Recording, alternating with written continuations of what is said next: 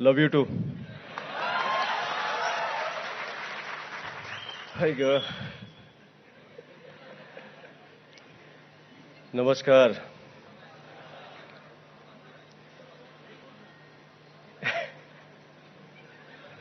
थोड्या घोषणा द्या म्हणजे मला भाषण आठवेल. मजा केली रे.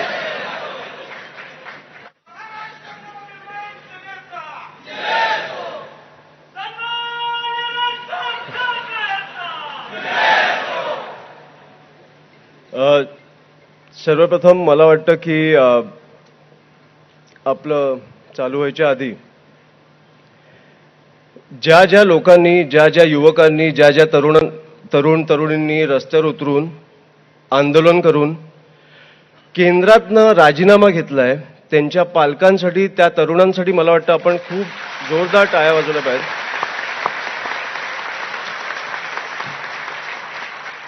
मी जेन्युइनली सांगतो, मी तुम्हाला जेन्युइनली सांगतो, मी राजसाहेबांचा मुलगा नसतो तर मी राजकारणात आलो नसतो.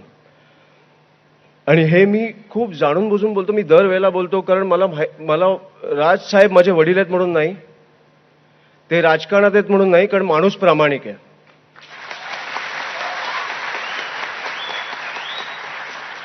आणि मी हे पण छाती ठोकपणे सांगतो की तुमच्यासारखे सहकारी मला मिळाले नसते तर मी राजकारणात टिकलो नसतो.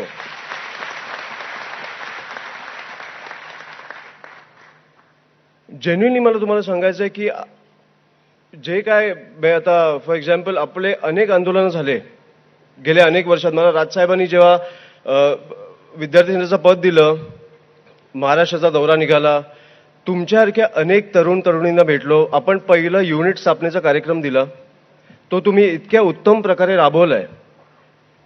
त्याच्यानंतर आपण आज इथपर्यंत आलो. मला माहित नाही मी तुमच्याशिवाय काय केलं असतं. आणि जेन्युइनली मी हे सांगतो कारण म्हणजे फॉर एक्झाम्पल आता तुम्ही आत्तापर्यंतचा दौरा झाला तो सगळे जे झाले आंदोलनं मला वाटतं विसरला पाहिजे. कारण मला आता तुम्हाला सांगायचे पण नाहीत आपण काय केलंय आणि तुम्हाला आठवतं पण मला वाटतं विसरला पाहिजेत. मला माहिती आहे आपण कुठच्याही आंदोलनात थांबलो नाही जोपर्यंत यश मिळालं नाही, जोपर्यंत त्या विद्यार्थ्यांना न्याय मिळाला नाही तोपर्यंत आपण थांबलो नाही. पण आपण हे सगळे आंदोलन विसरले पाहिजे, आपण पुढे गेलो पाहिजे. कारण आता राज्याची परिस्थिती काय झाली आहे, देशाची परिस्थिती काय झाली आहे हे आपण बघितलं पाहिजे. मला वाटतं सगळं विसरलं पाहिजे, आता पुढे जायचंय. मी जेन्युइनली सांगतो. आता फॉर एक्झाम्पल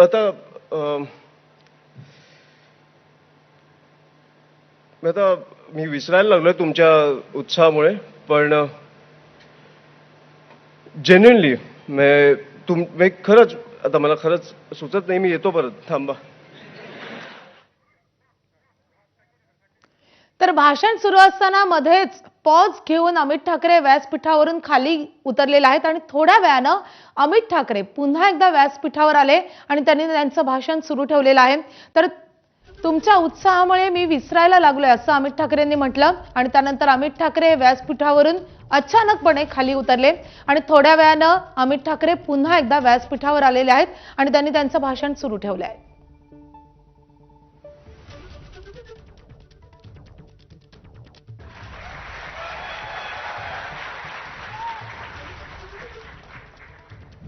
मी खरंच काय पाठ करून नाही आलोय म्हणून, पण तुमच्या ताकदीमुळे मला जरा धडकी भरली. मी जेन्युइनली सांगतो. मी आज आता आधीचं आठवते ना का परत बोलू, पण जेन्युइनली मला आजपर्यंत आपण कामं केलेली तुम्ही विसरून जा. ह्याच्या पुढे आपल्याला काय करायचं हे लक्षात ठेवा. मला वाटतं की तुमची ताकद तुम्हाला कळली पाहिजे. आजपर्यंत म्हणजे आता तुम्ही गेल्या आठवड्यात बघा, आपण जेव्हा व्हॅनमधनं लोकांना बाहेर काढत होतो, हा माझा कॉन्फिडन्स कुठून आला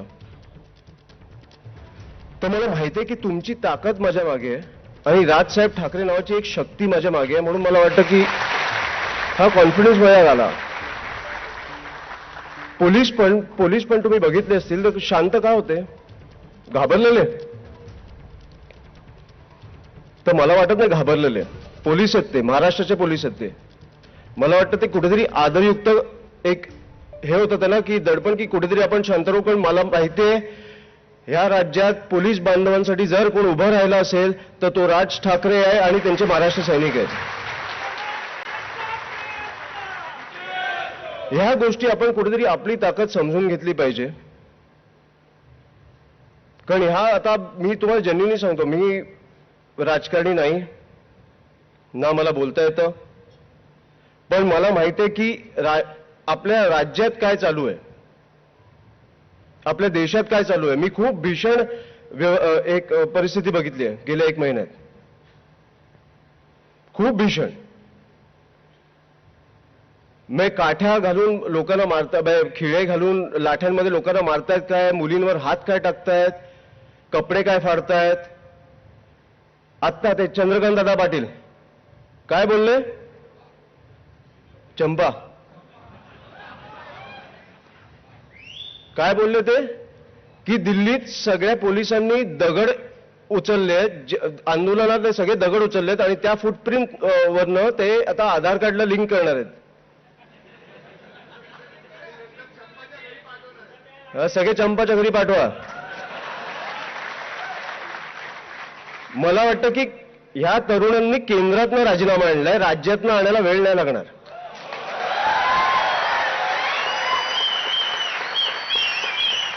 तो एक मुलगा आठवतो तुम्हाला आंदोलनात जो बोलत होता मारा मला, मारा मला, तो आपल्या नागपूरचा आहे. मला अभिमान आहे त्याच्यावर. आपल्या फडणवीस साहेबांच्या शहरातला आहे तो, मला अभिमान आहे त्या मुलावर. पण आपल्या मुख्यमंत्री साहेबांना कधी वाटलं नाही की त्याच्यावर बोलावं. कारण राजकारणात आपण एवढे फसलोय. मला आज फक्त मी तुमच्यासमोर एवढं ह्याच्यासाठी आलोय की तरुणांना एक मेसेज द्यायला आलोय.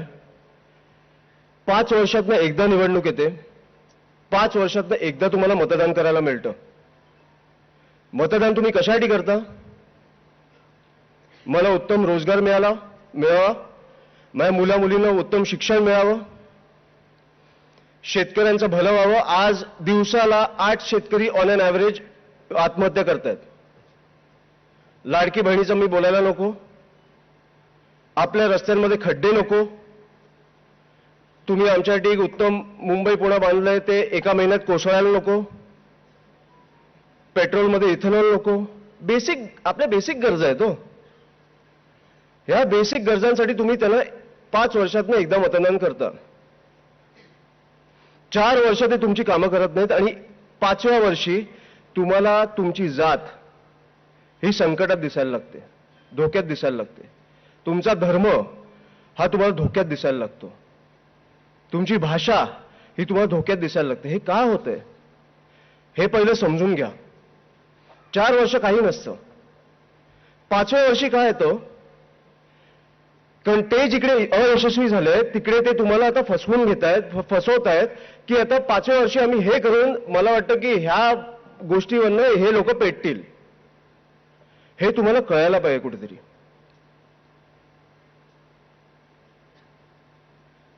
हे असं सहज जाऊन देऊ नका. ते 4 वर्ष तुमची मारतात आणि 1 वर्ष तुम्हाला मलम लावतात. ह्या गोष्टी विसरू नका. मला तरुणांना एवढाच संदेश द्यायचा आहे की ज्या ह्या गोष्टी घडतात, ज्या तुमच्या आयुष्यात म्हणजे जे तुमच्या आयुष्यात तुम्ही ज्याच्यासाठी एका माणसाला मतदान करता त्यांनी जर 5 वर्ष काम नाही केलं, बदला.